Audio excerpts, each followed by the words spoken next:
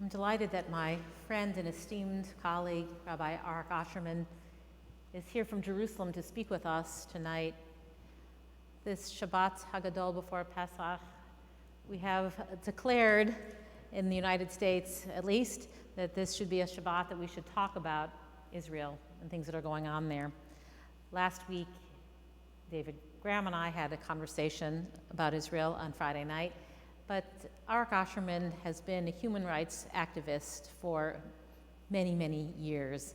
In fact, he's one of the foremost human rights activists in Israel today. He was formerly the head of Rabbis for Human Rights, and in the last few years, he created his own organization called Torat Tzedek, the Torah of Righteousness. And righteousness is a good description for Arik Ascherman. He's somebody that you spend time with, and he picks up the phone and just as easily in Arabic or Hebrew answers the call about whoever is in need, whether it be in the West Bank or in Israel proper. Arik is there fighting for people's human rights. When I was on my sabbatical 3 years ago, Arik and I have known each other for many years, but we got to spend a lot of time together, and I got to see firsthand as he accompanied shepherds in the West Bank to make sure that they could get out to their fields, as he tried to navigate the military occupation of the West Bank and help people find their rights. Arik was there, and I'm so appreciative of all that I have learned from him, all that he has taught me, but most importantly, for what he does each and every day on the ground as a human rights activist. And he's here today to talk about that work and also to connect it with what's happening in terms of the democracy protests in Israel. Rabbi Ascherman, really wonderful to have you here. You can come up here. People can see you. If we can use the microphone just because people on zooming in can't hear you. And this is water for you. Okay, great, that's great. Let's see if I can put this here. Hopefully that's good enough. Right, I need to hold this. Okay. Do we have a stand for it?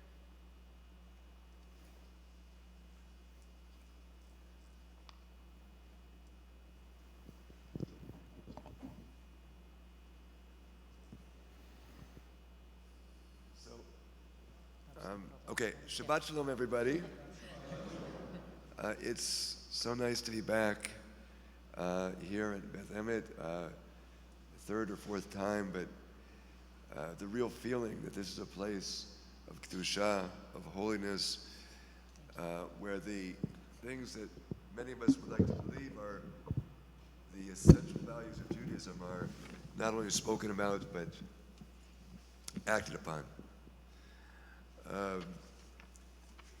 I'm going to speak a little bit less about my work or our work in Torat Tzedek specifically because of the urgency of the hour. But as was said, as a universal human rights organization, believing, in my case at least, that every human being is created in God's image. Therefore, in principle, we're always working both for the human rights of Jewish Israelis and non-Jews who are part of our society or under our control.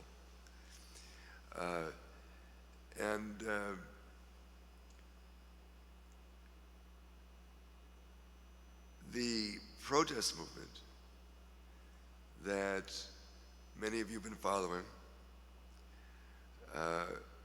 really highlights both the possibilities in our society and the fractures in our society.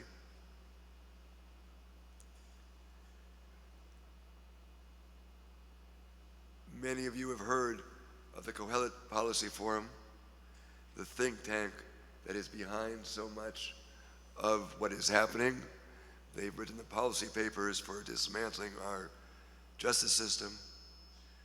They are very pro-occupation. And what you may not know is that for those of us working for public housing for Israelis, for many, many years we've been warning about this forum because they are staunchly neoliberal. They've been fighting tooth and nail for years to convince our various governments that we should not, the government doesn't have a role and taking care of the weakest and poorest Israelis, that it should not be in the business of putting a roof over people's heads.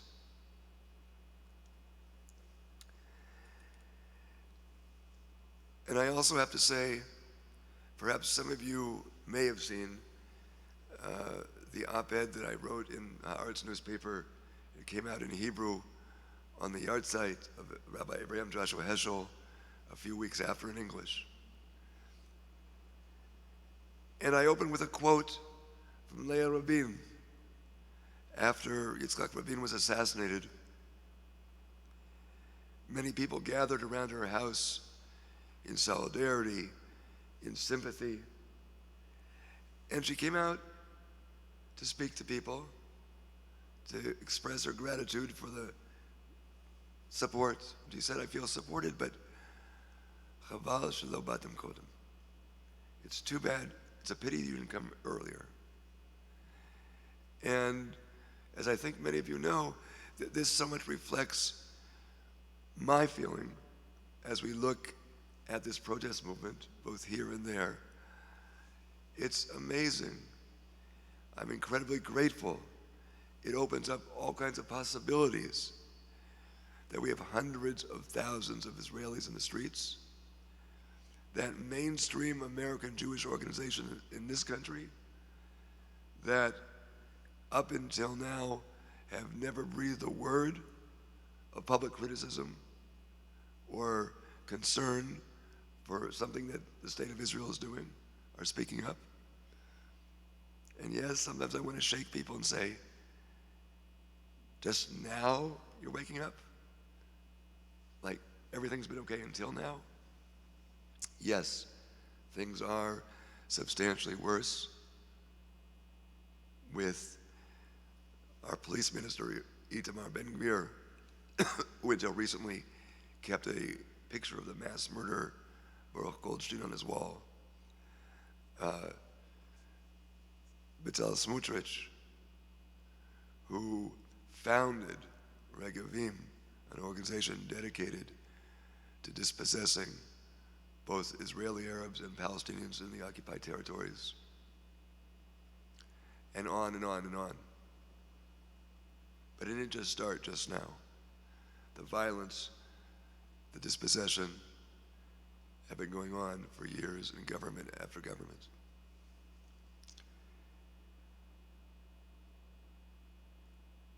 So,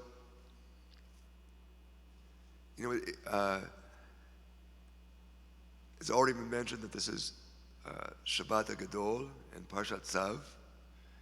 It's special to me because both my son and my daughter were both bar and bat mitzvah on Parshat Tzav.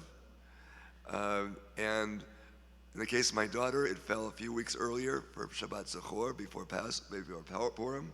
And my son, this was exactly his bar mitzvah portion, Tzav and Shabbat HaGadol.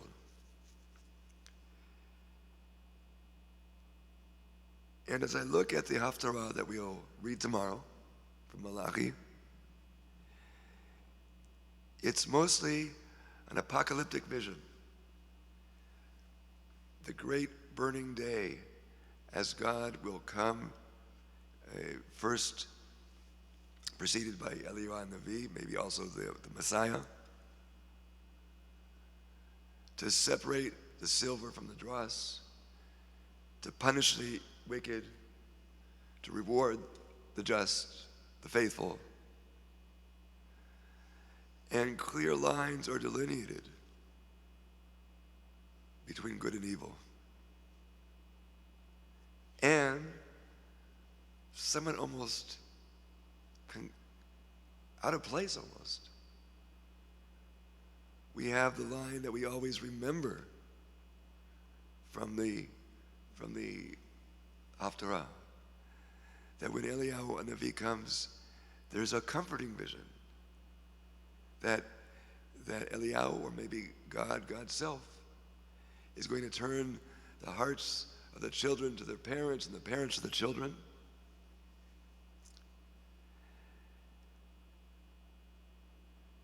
And we'll ask in a second what that means. But it struck me how this so much reflects the struggle that we are going on, that it's so related to this struggle that we are in the midst of in Israel today. For many, it is an apocalyptic struggle between good and evil. Everyone has their own definition of what is good and what is evil. And we've seen this since everybody breathed a sigh of relief, or many breathed a sigh of relief, as we seem to step back from the brink.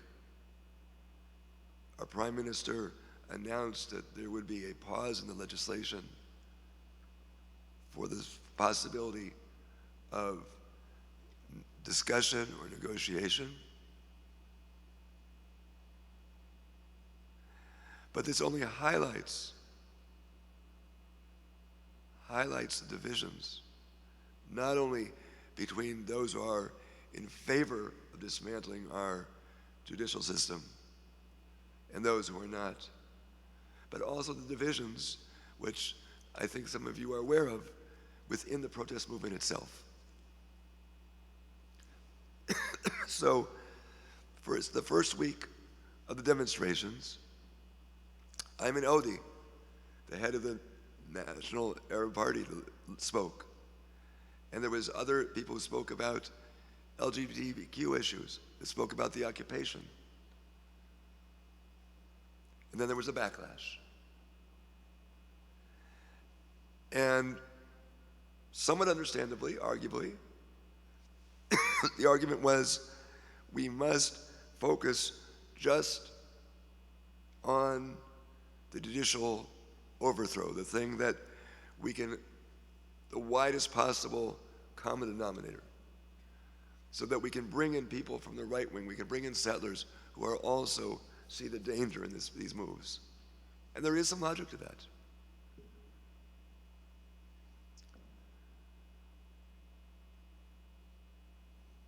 Except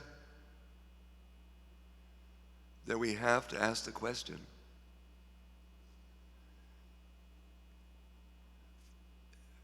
we have to state clearly the fact that it is illusory to say that we can simply fight for democracy for Jews only. Maybe at the beginning of the occupation, you could say that. It's temporary, a year, 2 years, 5 years. Now that we're over 55 years, there are people are neither given the vote or serving as judges in the courts they can appeal to, nor are on the committees that decide generally where they're not allowed to build and then their homes are demolished because they build illegally. As within Israel, we've created a society in which non-Jews are second or third or fourth class citizens, also very often dispossessed. And even what kind of democracy it is when there are Israeli Jews who struggle to put a roof over their heads. And if Martin Luther King Jr. taught us that injustice anywhere is a threat to justice everywhere, then at this point we also have to say a lack of democracy anywhere is a threat to democracy everywhere. A threat to democracy everywhere. So we reached maybe a low point in the second or third week of the demonstrations when I literally saw and heard other reports, I wasn't the only one who saw it, some demonstrators pulling Palestinian flags out of the hands of other demonstrators. And many people weren't thrilled to see the pride flags either. And at that point, the NGOs like Torat Tzedek were more central to the organization of the protests, where now it's really the organizations move largely to a smaller group of individuals. And I said,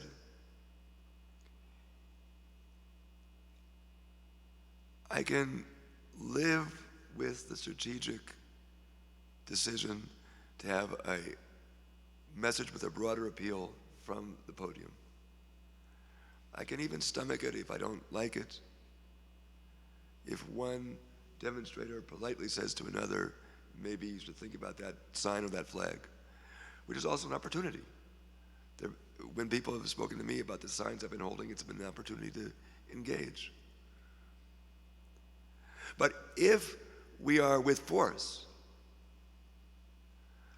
pulling flags out of somebody else's hands, even though I'd be happy at no flags. I'm happy to see that there are no flags here. When I was a congregational rabbi, I said there will be no flags in the sanctuary. We worship God. As much as flags move me, maybe because they move me. We've had this discussion about what Avodah Zarah is.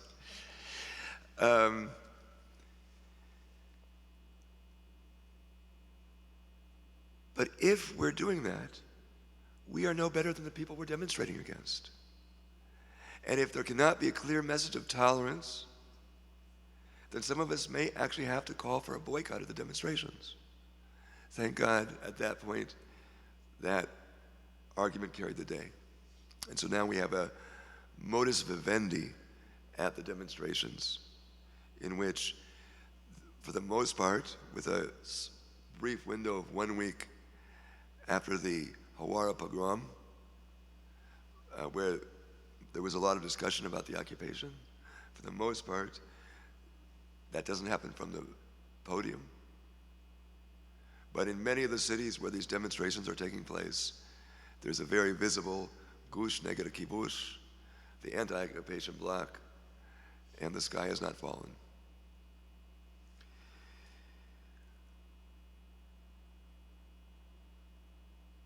And now that the negotiations have begun, this has further fractured the protest movement, frankly. It'll be very interesting to see what the size of demonstrations will be tomorrow night. There are some that think that we can take a break because now there's negotiations. Where others say it is a disaster that negotiations are taking place at all, that it is a trap, and nobody should negotiate. Frankly, I'm somewhere in the middle. I think we do have to talk. I think the protests have to continue full force. And it has to be said, and we have to be holding the feet to the fire of those who are engaged in the negotiations about the red lines that cannot be compromised. We cannot compromise on anything that allows a simple majority of 61 of only of the coalition to override high court decisions. We cannot allow that this or any other coalition that may be in the future can unilaterally decide who will be the judges. I think you've seen in this country what happens when that happens. And make no bones about it. Because the most problematic of all the legislative proposals has been tabled in the Knesset, allowing the government full control over who will be selected as judges. Even as the negotiations supposedly are going on, at any point, within a matter of hours, the government can say, that's it, we're going to bring this to a vote. It means that even during the recess, which will take place for Passover through Independence Day, that a special session can be called. And let's not forget about the quid pro quo that Itamar Ben-Gvir demanded. His private militia As I said, way before this government, and some of you know, I've been beaten up and attacked many times. In most of those cases, no one's ever been brought to justice. And a few there have. And the message when human rights activists can be violently treated, not to mention Palestinians, the message to the violent people is that they can keep on doing this because they're not going to pay a price. But with this private militia, simply that is terrifying. That is simply terrifying. That this man, Itamar Ben-Gvir, who I know very well, may have that kind of control. So none of us, I'll be speaking for a few minutes on Sunday at the Chicago rally, none of us should have an illusion that we can rest.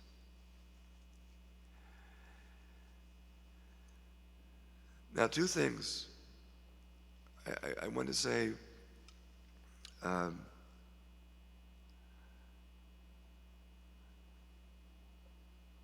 Haftarah gives us some guidance. I said earlier, everybody thinks they are on the right and the other side are the evildoers. But what do we read even in the words of Malachi? What is the job? What is the definition of justice, of decency, of what God is asking for us and asking not? So, for example, we're told in chapter 3, verse 5, I will come near to you in judgment, and I will be swift witness against the sorcerers, against the adulterers, against the perjurers, and against those who oppress the hireling in his or her wages, those who don't practice economic justice and decency in the workplace, the widow, the orphan, and who deprive the non-Jew of justice. That's when we talk about who will be the judges. What we're really asking, and Abarbanel, for example, one of the commentators talks a lot about this in the context of judgment. Will we have a legal system? Will we have a government? Will we have a society that upholds those values? And it's very interesting when we talk about what does it mean that the hearts of the children will be taught the parents and the parents of the children. Many of the commentators tell us it's about that, well, we return to traditional values and to God. But interestingly, for example, Rashi, the classic commentary based on the Talmud in Ediyot, says that when God comes, it'll be to make peace in the world. That's the meaning of the hearts of the children to the parents to the children. And now Abarbanel says that Eliyahu will create great love, favor, peace, and agreement between all human beings. Again, what we so much want. We don't want to rip our society apart. But those agreements have to be based on justice. In a just society, they cannot simply be,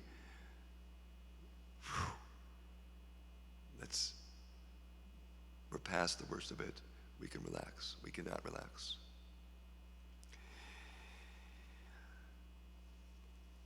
My son and I studied because Eliyahu, the prophet, is supposed to herald the coming of the Messiah. And Passover is associated as one of the times that perhaps the Mashiach will come. We studied, for example, again from the Talmud, the story of Rabbi Yeshua ben Levi, poor with those who are bandaged. He himself will be wounded and bandaged.